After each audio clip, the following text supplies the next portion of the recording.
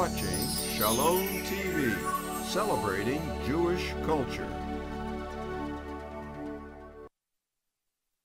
Aleph-Bet, Ret, Gimel, Dalet, Hey, Vav, Zayin, Chet, Tet, Yud, Kaf, Chaf, Lamed, Mem, Nun, Samech, Ayin, Pei, Fet, Tzadi, Kuf, Reish, Shin, Sin, Taf.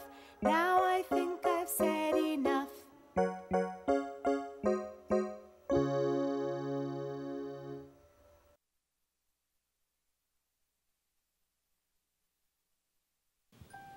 Welcome to another in our series from the Aleph-Bet, a series for anyone of any age who wishes to learn how to read and understand Hebrew, especially the Hebrew that's used in the experience of Judaism here in the United States. I'm Mark Golub. It's so nice to be with you again. Thank you for the lovely emails you keep sending me.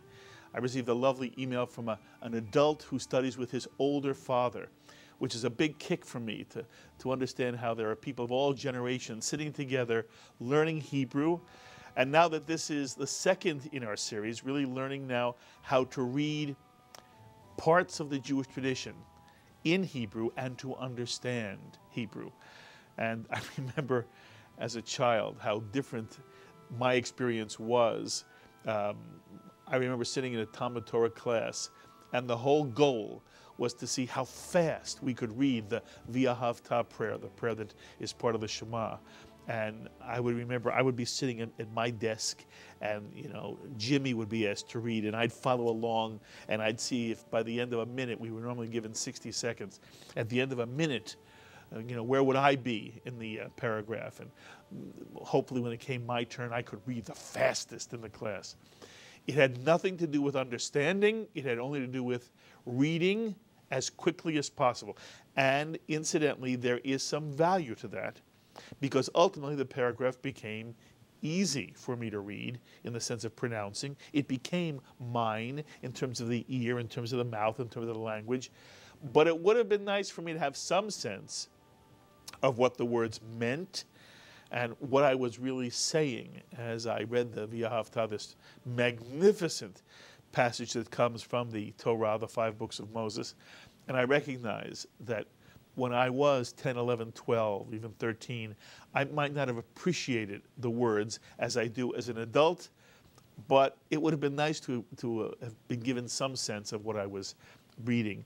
And here on, from the Aleph-Bet, we're now going to look at passages and blessings and other parts of the liturgy, other parts of Jewish experience, the 4 questions, so that when they are said, and hopefully you'll be able to read them smoothly and easily, you'll also have a real sense of what you're saying as you're using that Hebrew.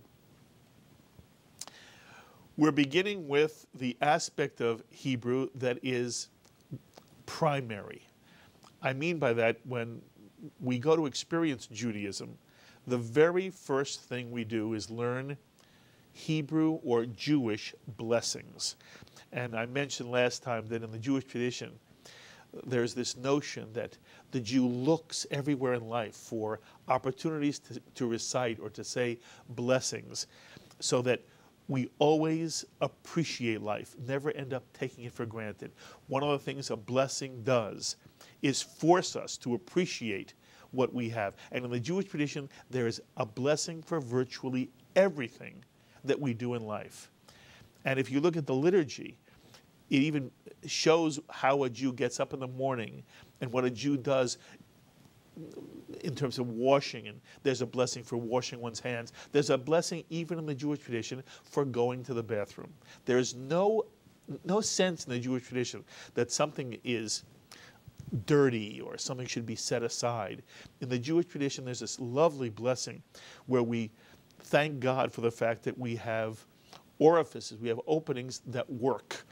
And it's interesting, if there are any of you watching who've ever had a problem in this regard, you know not only is it can be terribly painful, but it can be life-threatening. And yet, it's one of the bodily functions we take for granted. The Jewish tradition doesn't want us to take life for granted. One of the ways it helps us is by telling us to recite a blessing over everything we eat and drink and see and hear. The goal in the Jewish tradition, it's a symbolic goal, but the goal is to try to find the opportunity to recite 100 blessings every day over everything one sees, hears, eats, and drinks. In fact, I think the only thing that a human being does that does not have a blessing in the Jewish tradition, it's very interesting. We'll talk about this at a different time, but it has to do with sexuality. When human beings involve in expressions of love, they don't have to worry about saying a blessing to God.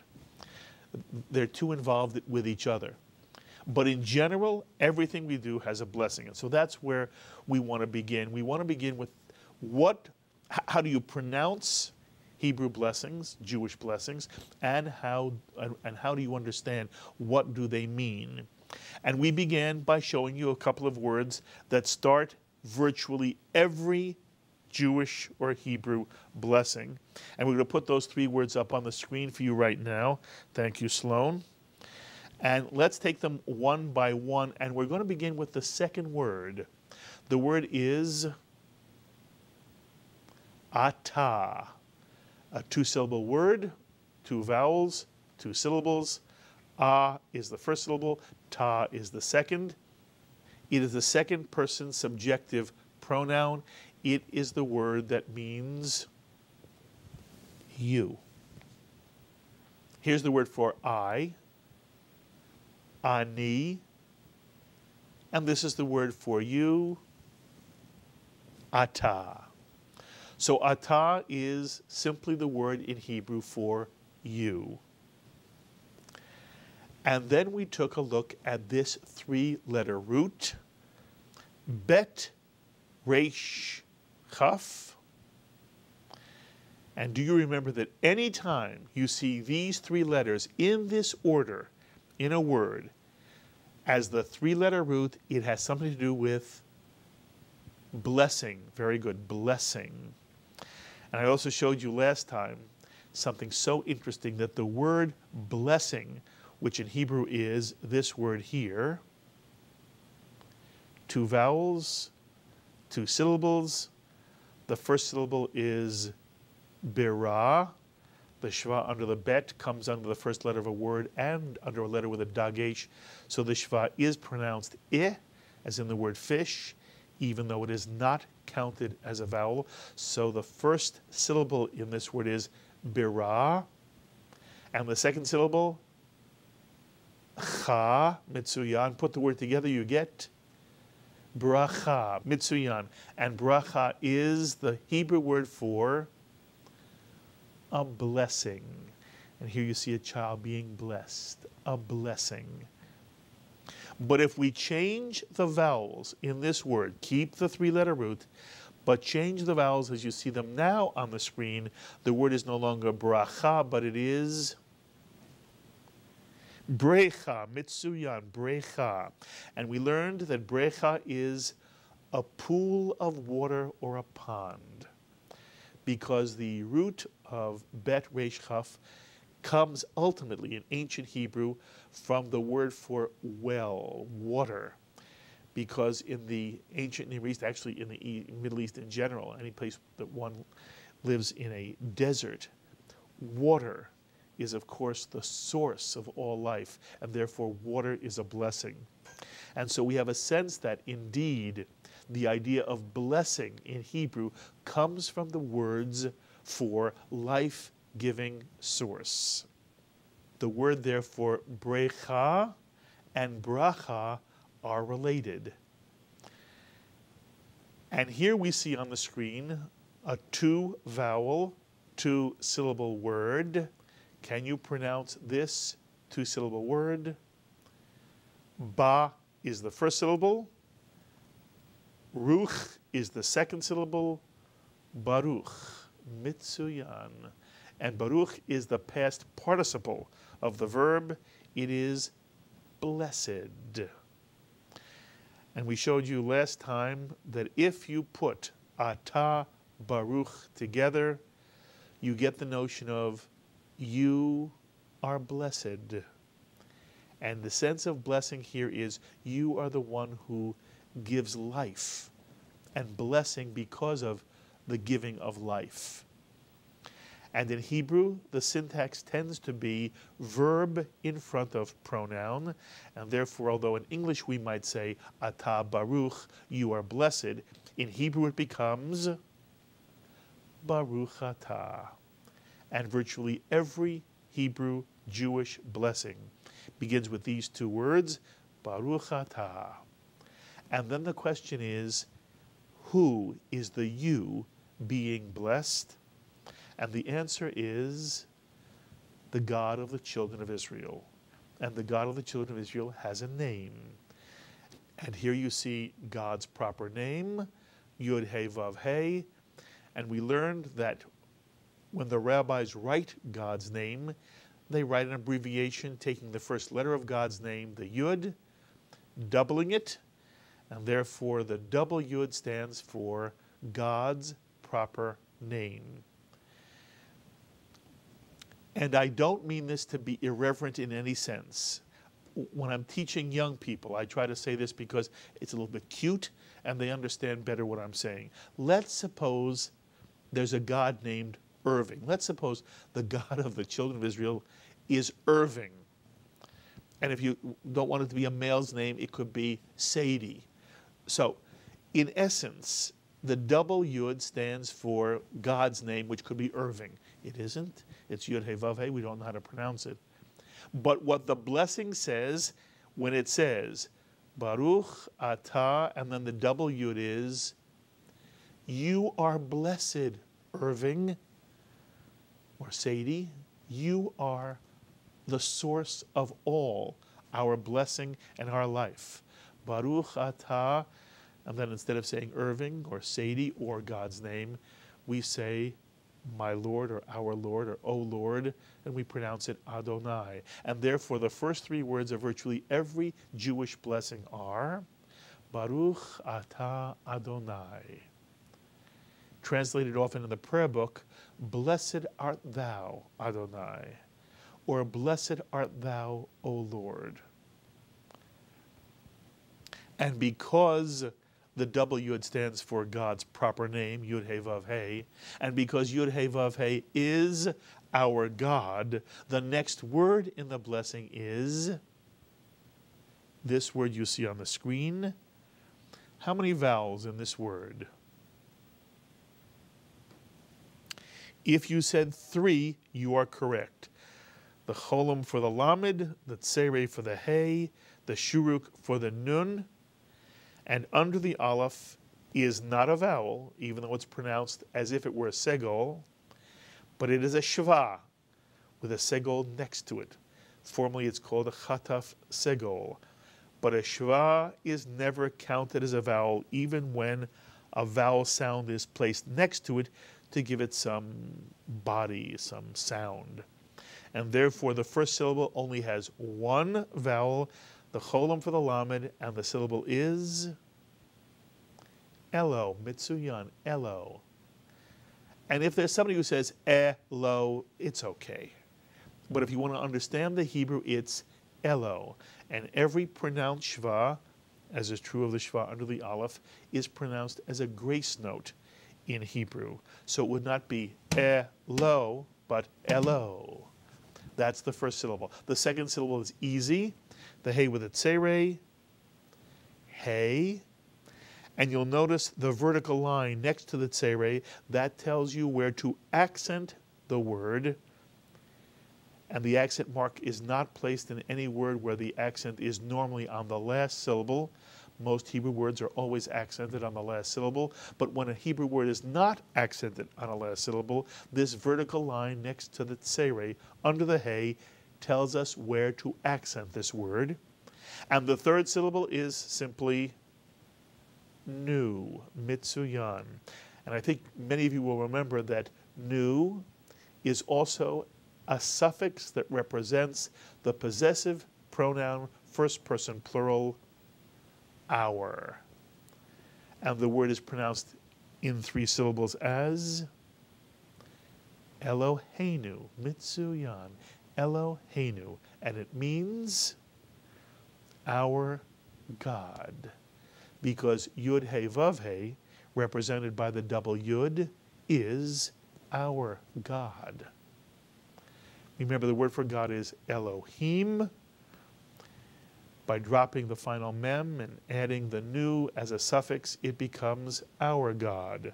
And now we have the first 4 words of virtually every Jewish Hebrew blessing, Baruch atah Adonai Eloheinu, which means, you are blessed, Adonai, Yud He Vav He, our God. Baruch atah Adonai Eloheinu. Blessed art thou, O Lord, our God.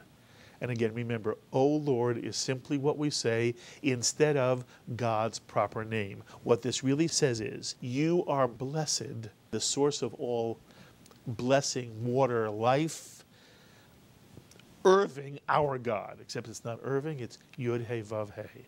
Baruch atah Adonai Eloheinu.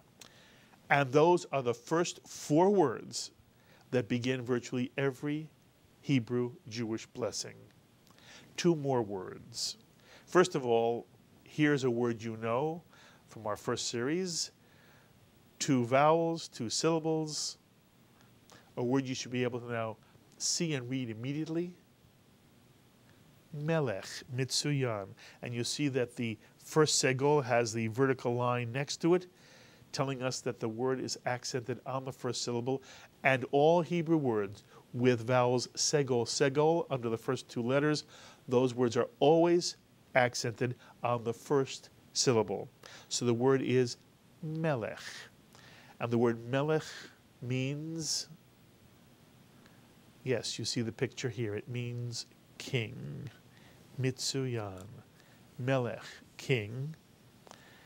And then this wonderful word you see on the screen right now, a 3-vowel, 3-syllable word. The first syllable is, very easy, a hey with a kamatz, ha, mitsuyan.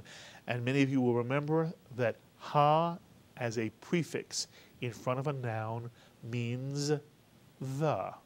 It's the definite article in Hebrew. And now we have a noun. 2 vowels, 2 syllables. The first syllable is O, mitsuyan. The ayin is silent, followed by a cholam, O. And the last syllable, lam, mitsuyan. Put the word together and you get ha'olam. And ha'olam is a wonderful, wonderful word because olam is one of the great Hebrew words. There's no word like it in English. Look at the root of the word olam. The 3-letter root is ayin lamed mem. And whenever you see ayin lamed mem as the root, it has something to do with the infinite, with infinity. When it comes to time, what is infinite time? Eternity, mitsuyan, forever. And therefore, if you see this word with a lamed in front of olam, li-olam, it means to eternity. The la in Hebrew is the prefix to or for. Le'olam is to eternity, and very often you will hear it translated as forever. But it comes from the root infinity, infinite. And for me, when I understand that le'olam has the sense of infinite in terms of time, and one says that something will be le'olam, forever doesn't capture for me the sense of the Hebrew where it's on into the future forever and ever and ever, infinite time. And as a noun, infinite means everything, ultimate, more than we can even imagine. We use the word universe in the English. Sometimes you hear the word world, but it's world in the sense of everything that possibly could be. And therefore, ha'olam, where olam now is a noun representing substance therefore infinite substance, infinite everything, eternity. Ha'olam is the universe. And if you put these two words together, Melech Ha'olam, it is king or sovereign of everything that exists in the universe. And when it comes to using Melech to refer to God, and very often we get hung up about male and female, if you look at the Hebrew, it has nothing to do with male and female, because the root of the word Melech is Mem Lamed Chaf, which has something to do with ruling and sovereignty.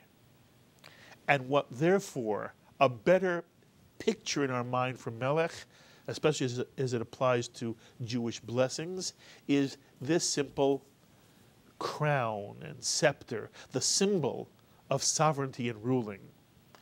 And for me, if you put these two pictures together, the picture for sovereignty on top of the picture for the universe, you understand that Melech HaOlam means that Yud He Vav He, the source of all blessing and life, is also in some way the sovereign of the entire universe of all that is. And that's what the Hebrew is trying to express. Not that there is a male king in heaven who sits on top of the universe. The Jewish tradition never is that anthropomorphic. Hebrew language itself is by its very nature anthropomorphic. It talks about things as if they are human beings, people, he's and she's. We call ships she's. People who love cars call cars she's. A car is an inanimate object. It's not a he or a she. And when the Jewish tradition talks about God, it has no sexual reference whatsoever. It's not a he or a she. And the word melech, if it's understood in this Hebraic sense of the sovereign, of the olam, it has nothing to do with gender. And therefore, what the first words of every Jewish Hebrew blessing are, Baruch atah Adonai Eloheinu melech haolam. Translated simply as, blessed are you, Yud He Vav He, our God, Adonai, our God, Melech HaOlam, the sovereign of everything that is. And the prayer book often translated as, blessed art thou, Adonai, our God, or O Lord our God, we use Adonai, King of the universe. But if you understand the Hebrew, it is a much more profound statement. Baruch atah Adonai Eloheinu melech haolam. It can even give one chills if one understands what the Hebrew is saying, as opposed to simply reading a prayer book English translation. And those are the words which begin virtually every Hebrew blessing. I say virtually. There are some that are even shorter. Some blessings even have a shorter open. But that's basically the short open for Hebrew Jewish blessings. And now I want to take the rest of one of the most basic Hebrew blessings and show you how it reads. It's a blessing I believe many of you will know. But so far you've got Baruch atah Adonai Eloheinu melech haolam. Incidentally, I'm pronouncing this in a Sephardic way. Many of you grew up in Ashkenazic homes. You hear these words differently. Very often you'll hear haolam said in very many ways. Holam. Melech haolam. Is that wrong? If it's said by one who understands it's a blessing, and that's how he heard it from his grandparents and his parents, he says, Baruch atah Adonai Eloheinu melech haolam. Is it wrong? No, it's not wrong. Is it pure Sephardic Hebrew? No. Is it wrong? No. I'm teaching you here Sephardic Hebrew pronunciation. The word is not holam or holam. No, it's haolam, melech haolam. And having said that, I'd love you to know it. You say it any way you wish. as long as at the same time you now have a greater appreciation for what this means and what you are saying and what you're expressing for yourself. So now let's take a look at this Hebrew root. It's one we've done before in the first series of From the Aleph-Bet, and it is Bet Resh Aleph. And anytime you see Bet Resh Aleph, it has something to do with creating. And we're going to put the following vowels in this three-letter root. A cholam after the bet, and a tsere under the resh. And lo and behold, the word is pronounced as a two-vowel, therefore two-syllable word. Very simple. Bo-re. And you already know that bo-re comes from the Hebrew root bet resh aleph, has something to do with creating. And although I'm going to do this in more detail later on, let me just tell you here that anytime you see, in a verbal form, the cholam after the first root letter, it tells you the root has become a noun, and the one who does whatever the root of the verb is about.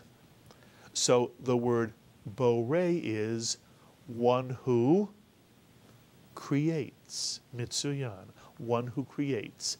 And sometimes I show young people that the cholam can even be visualized as the number one. One who creates. Bo-re. Or creator. Same translation. One who creates and creator. Same idea. And here you see, I picked two kinds of creators. The artist who paints and the sculptor who creates with the chisel. But a bo-re is someone who creates. And it can be any kind of creation. You build a bridge, you're a bo-re. And if you in some way contribute to this world, you are a bo-re. And the ultimate bo-re in the Jewish tradition is Yud-He Vav-He, who is not only the wellspring of blessing, of life, but is also the energy that pulses through, that runs through the entire universe. And therefore, in the Jewish tradition, Yud-He Vav-He is understood to be the ultimate bo-re. And in the Jewish tradition, to be like God, to be created in the image of God, in the Jewish tradition, has nothing to do with what we look like God. How silly would that be? It's not about looking like God or that God looks like human beings. It's that we have the capacity to be the essential reflection of God. And the Jewish tradition teaches the ultimate reflection of God is for human beings to be creative. Anytime a human being is a bo-re, one is living in the image of God. That's what the Jewish tradition says. To be a creative person in any way at all, anytime one uplifts this world, in some way builds a life for another human being. It's not simply building bridges or painting pictures or sculpting sculptures. To be creative is to do anything that in some way upbuilds this world and one's fellow man and woman. That is to be a bo-re, and that is to be in the image of God. And so God is the ultimate bo-re from the Hebrew root, bet resh aleph. And then we have a phrase you learned already in our first series of programs when we learned the Hebrew letter pei. Here's this two-word phrase. Can you read it, and do you remember what it means? The first word has only one vowel, the hirik under the resh. Please remember, a shva is never counted as a vowel, and the word is pri, mitsuyan, pri. And the second word is a three-vowel word. Notice that the he at the beginning of the word means the, ha, and the rest of the word is gafen, gafen. And the vertical line under the gimel next to the kamatz tells us to accent the ga in the word gafen, and therefore the two-word phrase is Pri Hagafen, Mitsuyan. And I hope you all remember that Pri Hagafen means fruit of the vine and refers most specifically to grapes that are turned into wine. And therefore the phrase Bore Pri Hagafen, creator of the fruit of the vine, or in essence, creator of wine. And wine in the Jewish tradition is a symbol of joy. At every happy occasion, one fills a Kiddush cup with wine, one lifts the Kiddush cup and says a bore. By the way, blessings in Hebrew are called by the first unique word in the blessing. And since all the words leading up to the word bore are the words that are in every blessing, and since the word bore is the first unique word of this blessing is called the bore. And the bore is a blessing over wine as a symbol of joy in the Jewish tradition. And any time there is a joyous occasion, the Jewish family fills a cup of wine, lifts it up, and says this bracha, this blessing. Baruch atah Adonai, Eloheinu melech haolam, borei pri hagafen. Baruch atah Adonai, Eloheinu melech haolam, borei pri hagafen. And in English, blessed art thou, Adonai our God, King of the universe, creator of the fruit of the vine. And this is the first blessing I'm happy to teach you in a way that you can not only read and pronounce, but read and understand. Baruch atah Adonai, Eloheinu melech haolam, borei pri hagafen. Blessed art thou, Adonai, Yud He Vav He, our God, sovereign of all that is, the one who creates the fruit of the vine that we bless, enjoy at every joyous moment. And that's our lesson for this week, a lesson that hopefully will teach you not only to read and recite a Hebrew blessing, a Jewish blessing, but also have a real sense of what it means. And as we go forward, we're going to take other blessings. Make sure you can recite, again, some of the most well-known, famous, and often used blessings in the Jewish tradition. And we'll go from there to more complicated aspects of Jewish life, Jewish liturgy, as I hope you stay with us for our series 2 in From the Aleph-Bet. Of course, as always, I invite you, please stay in touch with me. Send me the emails. And it's not simply that I love receiving the emails that say nice things. I do. But I want to hear any questions you have, any comments or questions you can send me as an email to Rabbi Golub at shalomtv.com. You can also write me at Shalom TV, Post Office Box 1989, Fort Lee, New Jersey, 07024. And a reminder that we're pleased to send to anyone who can help support us and From the Aleph-Bet with a tax-deductible contribution of $18 or more of Chai, of life. We'll be honored to send you a complimentary DVD with this lesson, the prior lesson about blessings, and our first lesson in the second series of From the Aleph-Bet, where we discuss the name of God. Tax-deductible checks should be made out to GEM, or Jewish Education in Media, and mailed to Post Office Box 1989, Fort Lee, New Jersey, 07024. And so for all of us who help bring you From the Aleph-Bet, Serge Goldberg, Sloan Copeland, Dara Golub, Alan Orich, I'm Mark Golub. Be well, my friends. Lehitraot. Aleph, Bet, Vet, Gimel, Dalet, Hey, Vav, Zayin, Chet, Tet, Yud, Kaf, Chaf, Lamed, Mem, Nun, Sameh.